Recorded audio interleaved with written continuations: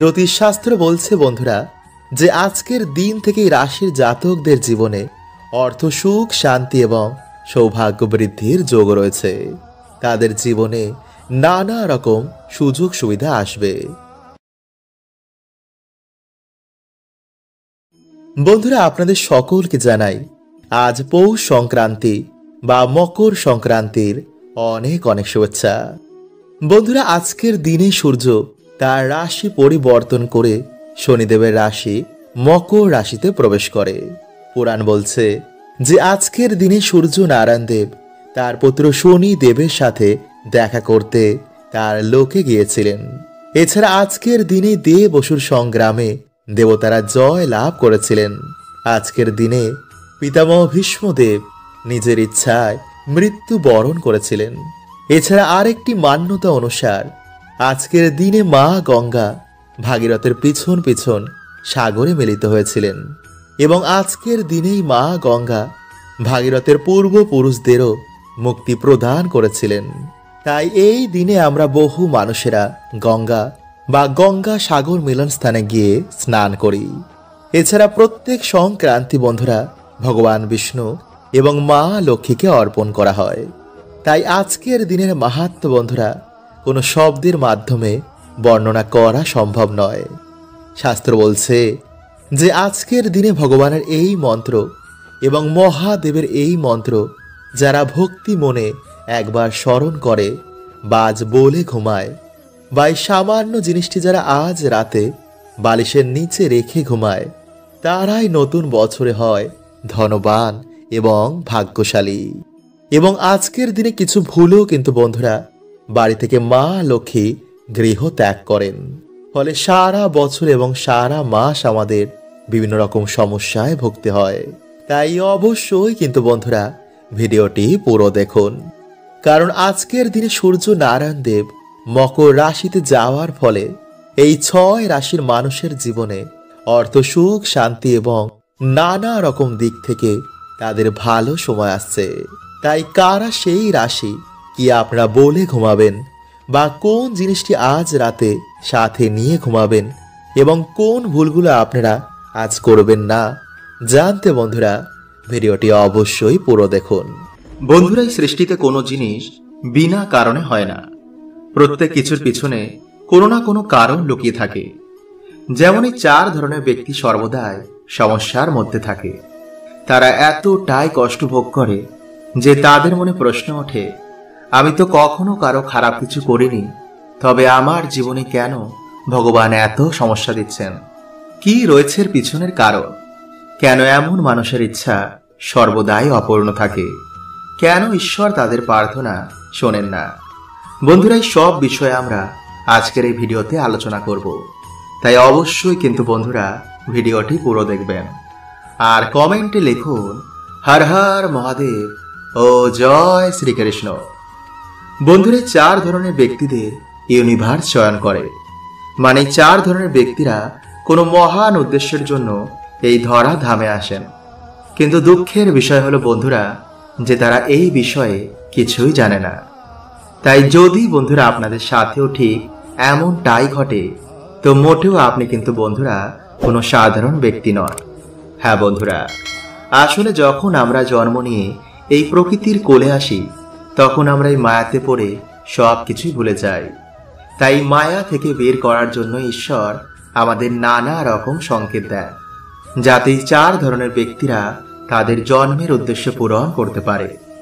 Number 1, বন্ধুরা ধরুন কেউ ক্লাস 1-এ পড়ে, আবার কেউ গ্র্যাজুয়েশন দিচ্ছে, তো দুজনের পড়া কিন্তু বন্ধুরা মোটেও এক হবে না। ঠিক তেমনই বন্ধুরা পৃথিবীতে বহু ধরনের জীব আত্মা রয়েছে। কেউ তার কর্মফল ভোগ করছে, কেউ অন্য ডাইমেনশন থেকে এখানে ঘুরতে আসে, তো আবার কেউ কোনো মহান উদ্দেশ্য পূর্ণ করার জন্য এখানে আবির্ভাব হয়। কিন্তু দুঃখের বিষয় বন্ধুরা, তারাই মায়াতে পড়ে বাকি সকল জীব আত্মাদের দেখে তারা এটাই ভুলে যায় যে বাস্তবে সে কে। আর তখনই ঈশ্বর তাদের নানা রকম পরীক্ষা নেন। তাদের জীবনে আসে নানা রকম সমস্যা। তারা ছোট থেকেই প্রায় সবার কাছে ছল চাতুরির শিকার হয়। যাকে সে মন প্রাণ দিয়ে ভরসা করে সেই তাকে ঠকায়। তার নিজের আপনজন তার আপন হয় না। সে ছোট থেকে এত দুঃখ কষ্ট ভোগ করেছে যে তার এই সংসার লোকজন থেকে তার বিশ্বাসই উঠে যায়। তাই যদি বন্ধুরা আপনাদের সাথেও ঠিক এমনটাই ঘটে, তো অবশ্যই ইউনিভার্স আপনাকে কোনো মহান কার্যের জন্য চয়ন করেছেন, যা আপনি কল্পনাও করতে পারছেন না। আসলে ঈশ্বর আপনাকে এই মোহ মায়া দুঃখের ভবসাগর থেকে চিরতরে বার করতে চায়। তিনি আপনাকে বোঝাচ্ছেন যে সংসারের কোনো সম্পর্ক, কোনো প্রিয়জন বাস্তবে আপনার আপন নয়। যেমন সোনার আংটি বানাতে গেলে সোনাকে প্রথমে পড়তে হয়, তেমন ঈশ্বর আপনাকে সংসারে পুড়িয়ে এমন কিছু দিতে চলেছেন যা আপনি কল্পনাও করতে পারবেন না। তাই এমন ব্যক্তিরা বন্ধুরা জীবনে নানা রকম রোগ ব্যাধি, আর্থিক সমস্যা এই সব কিছুর মধ্যে ঘিরে থাকে। যেদিন সে নিজের জীবনের উদ্দেশ্য খুঁজে পাবে, সেই দিনে সব কিছুই বন্ধুরা অটোমেটিক ঠিক হয়ে যাবে। নাম্বার 2, কর্মবন্ধন। বন্ধুরা আমাদের হিন্দু ধর্মের অনুসার এর আগেও আমাদের বহুবার জন্ম হয়েছে, আর সেই কর্মের হিসাবেই আমাদের ভাগ্য তৈরি হয়। সুতরাং যদি আমরা আগের জন্মে কারোর মনে দুঃখ দিয়ে থাকি, কাউকে কষ্ট দিই, তবে কিন্তু বন্ধুরা আমাদের সেই ফল এই জন্মে ভোগ করতেই হবে। এই ফল থেকে কেউ ছাড় পায়নি, আর কখনো পাবে না। নাম্বার 3, দেবতাদের দোষ। বন্ধুরা এই কর্মফল পুরো পরিবারকেই ভোগ করতে হয়। ধরুন কোনো পূর্বজের করা কিছু দোষ আমাদের পুরো পরিবারকেই ভোগ করতে হবে। যেমন মানত সম্পন্ন না করা, মন্দিরের দোষ লাগা, অথবা বিভিন্ন কোনো কারণের জন্য কিন্তু বন্ধুরা এমন সমস্যা দেখা দেয়। এমন ব্যক্তিরা জীবনে কখনো কিন্তু উন্নতি করতে পারে না। সর্বদাই পরিবারের সমস্যা, দুঃখ, দরিদ্রতা এগুলো লেগেই থাকে। নাম্বার 4, নেগেটিভিটি বা পিতৃদোষ। বন্ধুরা যেমন এই সংসারে ঈশ্বর রয়েছেন, ঠিক তেমনই সংসারে শয়তানও আছেন, যাকে আমাদের হিন্দু ধর্মে কলি পুরুষ বলা হয়। তিনি কখনো চান না যে একজন ভালো মানুষ জীবনে উন্নতি করুক, কারণ যত মানুষ দুঃখে থাকবে ততই মানুষ অভিমান করে ঈশ্বর থেকে দূরে সরে যাবে, আর এটাই তো শয়তান চায়। অথবা বন্ধুরা যদি আপনার পরিবারের কোনো পূর্বজ এখনো মুক্তি না পায়, বা যদি আপনার পরিবারের কেউ কোনো ক্ষতি করে থাকে, তবেও কিন্তু বন্ধুরা এমন সমস্যা পরিবারে দেখা দেয়। বন্ধুরা আজকের এই দিন একটি বিশেষ দিনের মধ্যে অন্যতম। এই দিনে বহু দুর্ভাগ্য সৌভাগ্যে পরিণত হয়, কারণ বন্ধুরা এই বিশেষ দিনে বহু দেবদেবী এই ধরাধামে আবির্ভাব হয়। তাই যদি বন্ধুরা আপনাদের মনের বাসনা এইভাবে ঈশ্বরকে জানাতে পারেন, তো ঈশ্বরের কৃপায় তা অবশ্যই পূর্ণ হবে। কারণ কিছু কিছু কর্ম বন্ধুরা আমাদের বন্ধ ভাগ্য খুলে দেয়। তাই আজ রাতে ঘুমানোর আগে অবশ্যই কার্যটি কিন্তু করতে একদমই ভুলবেন না। তো নমস্কার বন্ধুরা, আমি রাজু, আর আমাদের চ্যানেলে আপনাদের স্বাগত। তার আগে বন্ধুরা ভিডিওটি একটি লাইক করে কমেন্টে হর হর মহাদেব ও জয় শ্রীকৃষ্ণ অবশ্যই লিখুন। বন্ধুরা দেখবেন যে এমন কিছু দোষ আমাদের জীবনে লেগে যায়, যা অনেক পুজো পাঠ করা সত্ত্বেও তা কিছুতেই দূর হয় না। আর এর কারণ অনেক কিছুই হতে পারে, যেমন দেবতাদের অভিশাপ বা নেগেটিভিটির সমস্যা, বা কারোর অভিশাপ আপনাদের পরিবারে লেগে গেছে। বন্ধুরা এর মধ্যে দেবতাদের অভিশাপ সহজে কিন্তু যায় না। যেমন ধরুন প্রাচীনকালে কোনো মন্দিরে আপনাদের কোনো পূর্বজ কোনো মানসিক করেছিলেন, বা আমাদের কোনো পূর্বজের কারণে সেই মন্দিরের কোনো ক্ষতি হয়ে যায়, আর এই কর্মের ফল বন্ধুরা আমাদের পুরো পরিবারকেই কিন্তু ভোগ করতে হতে পারে। যেমন দেখবেন কোনো পরিবারে কোনো উন্নতি হয় না, পরিবারে ছাড়াছাড়ি, সারাদিন বাড়িতে ঝামেলা, সন্তান হয় না, বিয়ে হয় না, মনে হয় বাড়িতে যেন কোনো প্রাণী নেই। এর মানে বন্ধুরা দেবতাদের কৃপা আপনাদের পরিবারের ওপর নেই। পরিবারে অকাল মৃত্যু, যাতেই হাত দেন তাতেই লস। তাই বন্ধুরা যদি আপনারা এমন কিছু ভোগ করে থাকেন, তো অবশ্যই আপনাদের এর উপাচার করা দরকার। কারণ বন্ধুরা মানুষ শুধু এই ভৌতিক জিনিসকেই দেখতে পায়, এর পিছনের কি কারণ রয়েছে মানুষ অনুমানও করতে পারে না। তাই প্রাচীনকালে গুরুই আমাদের মার্গদর্শন করতেন, কিন্তু বর্তমানে বেশিরভাগ মানুষের যেহেতু কোনো গুরু নেই, ফলে মানুষ ধীরে ধীরে সমস্যায় জড়িয়ে তার জীবন নরক হয়ে ওঠে। তাই বন্ধুরা, আজকের এই ভিডিওতে আমরা জানব যে কিভাবে আপনি ঈশ্বরের কৃপা পেয়ে এই সমস্ত সমস্যা থেকে বাইরে বেরিয়ে আসবেন। বন্ধুরা, যেহেতু আমাদের জীবনে কোনো কর্ম দোষ লেগেছে, তাই ভক্তির সাথে আমাদের কিছু কর্ম অবশ্যই করা দরকার, যেমন দান ধর্ম। আমাদের শাস্ত্রে দানকে খুবই গুরুত্বপূর্ণ বলা হয়েছে, কারণ বন্ধুরা, এই কাজ করার মাধ্যমে আপনি তাদের আশীর্বাদ প্রাপ্ত করেন। ফলে জীবন থেকে অনেক দোষ, অভিশাপ, বাধা বিপত্তি এতে নাশ হয়ে যায়। যেমন পশু পাখিকে অন্নদান, কোনো গরিবকে বিভিন্নভাবে সাহায্য করা, তা পয়সার দিক থেকেই হোক বা বিদ্যার দিক থেকে। এতে কি হবে বন্ধুরা, আপনারা তাদের আশীর্বাদ পেয়ে আপনার বিকর্মের নাশ হবে, ফলে আপনারা ঈশ্বরের কৃপা প্রাপ্ত করবেন। নাম্বার 2, সেবা। বন্ধুরা, যত মহান মহান ভক্তদের জীবনী পড়বেন, তারা ঈশ্বর নয়তো মানুষের অবশ্যই সেবা করতেন। যদি আপনি কর্মযোগ পালন করতে চান, তো মা বাবা, পশু পাখি বা বিভিন্ন মানুষের অবশ্যই সেবা করুন। আর যদি আপনি ভক্তিযোগ পালন করতে চান, তো মন প্রাণ দিয়ে শুধু ঈশ্বরের ভক্তি করুন। এত ঈশ্বরকে স্মরণ করুন যাতে ঈশ্বর আপনার প্রার্থনা শুনতে বাধ্য হয়ে যান। তো চলুন বন্ধুরা, এবার আমরা জেনে নিই যে আজ রাতে আপনারা কোন প্রক্রিয়াটি করবেন। বন্ধুরা, আজ ভগবান শ্রীকৃষ্ণের আশীর্বাদ প্রাপ্ত করার জন্য সন্ধ্যেবেলায় আপনারা পরিষ্কার জামা কাপড় পরে তুলসী মঞ্চে ভগবান শ্রীকৃষ্ণের নামে একটি প্রদীপ অর্পণ করুন।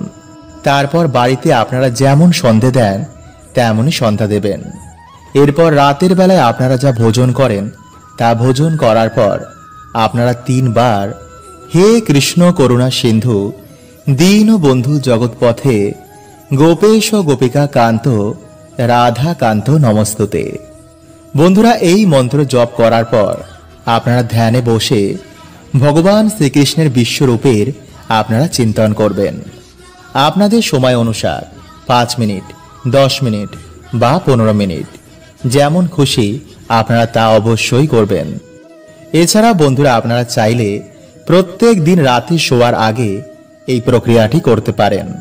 ফলে কিছু দিনের মধ্যে আপনার জীবনে এক অশেষ পরিবর্তন দেখতে পাবেন। হ্যাঁ বন্ধুরা, এতটাই শক্তিশালী এই প্রক্রিয়াটি, তাই অবশ্যই কিন্তু বন্ধুরা এই প্রক্রিয়াটি করতে ভুলবেন না। বন্ধুরা, এই মন্ত্রের কথা ভগবান স্বয়ং মাতা পার্বতীকে বলেছিলেন। তাই আপনার জীবনে যত বড়ই কষ্ট থাকুক না কেন, এই মন্ত্র পাঠ করায় আপনার জীবনের সকল দুঃখ, সকল কষ্ট মহাদেব নিজে হরণ করে নেবেন। তাই এর জন্য আপনারা বাড়িতে যেমন শিব পুজো করেন, তেমনই শিব পুজো করার পর মহাদেবের কাছে হাত জোড় করে নিজের সকল মনস্কামনা জানাবেন। এরপর রাতে যখন শুতে যাবেন, তখন এই মন্ত্র 3 বার পাঠ করে তবে ঘুমাবেন।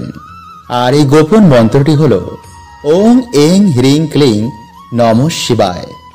ওং এং হ্রিং ক্লিং নমঃ শিবায়। ওং এং হ্রিং ক্লিং নমঃ শিবায়।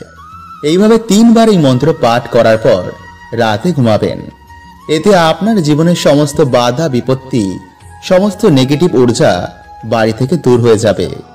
রাতে ভালো করে ঘুম আসবে, কাজের জায়গায় আপনার প্রশংসা হবে, আর্থিক সমস্যা দূর হবে, আর সব থেকে বড় হলো আপনি মহাদেবের আশীর্বাদ পাবেন। তাই ভিডিওতে যা যা বললাম বন্ধুরা, তা অবশ্যই পালন করবেন। আর বন্ধুদের সাথে ভিডিওটি শেয়ার করতে একদম ভুলবেন না। আর চ্যানেলে নতুন হলে চ্যানেলটি সাবস্ক্রাইব করে আমাদের পাশে থাকতে একদম ভুলবেন না। বন্ধুরা, আমরা সকলেই জানি যে ভগবান বিষ্ণু হলেন এই সৃষ্টির পালনকর্তা, আর মা লক্ষ্মী হলেন তার শক্তি স্বরূপা। তাই ব্রহ্মাণ্ডে যত ডাইমেনশন আছে, সব কিছু শ্রী হচ্ছেন মা লক্ষ্মী। তাই আপনারা কোনো রকম লোভ বা লালসা না করে মায়ের আশীর্বাদ প্রাপ্ত করার জন্য আপনারা এই প্রক্রিয়াটি করবেন। কারণ যার উপর মায়ের আশীর্বাদ থাকে, তার 14 পুরুষের কখনো অর্থের অভাব হয় না, কোনো মনোবাসনাও তাদের অপূর্ণ থাকে না। তাই আপনারা মায়ের কৃপা প্রাপ্ত করার জন্যই এই মনোভাব নিয়ে এই প্রক্রিয়াটি করবেন। তো আমার সাথে বন্ধুরা একবার আপনারা বলুন, জয় মা লক্ষ্মী।